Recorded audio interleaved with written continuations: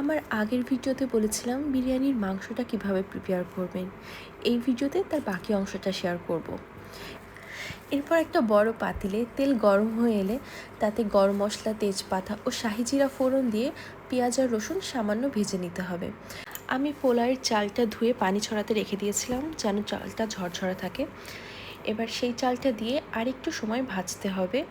মোটামুটি ভাজা হয়ে গেলে ঠিক যেই পরিমাণ চাল নিয়েছিলাম তার ডাবল পরিমাণ ফুটন্ত গরম পানি এর মধ্যে দিয়ে দিতে হবে। পানির পরিমাণটা ঠিক রাখলে বিরিয়ানি বা পোলাও যেটাই বলেন না কেন ঝরঝরা হবে।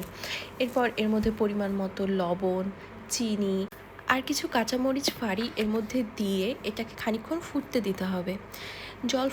জল আর চাল মোটামুটি এক লেভেলে চলে আসলে এর মধ্যে আগে থেকে রান্না করে রাখা মুরগির মাংসটা দিয়ে দিতে হবে। এরপর এটা ভালো মতো মিশিয়ে নিতে হবে।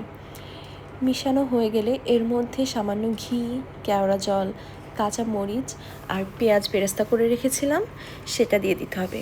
এই সময় আপনারা একটু চেখে দেখতে পারেন, যদি মনে হয় যে লবণ একটু কম আছে তাহলে এই সময় খানিকটা লবণও দিয়ে দিতে পারেন। এবার এটাকে খানিকক্ষণ দমে রাখতে হবে। ঢাকনাটা দিয়ে এটাকে 20 থেকে 25 মিনিট একদম লো হিটে দমে রেখে দিতে হবে, তাহলেই বিরিয়ানিটা রেডি হয়ে যাবে।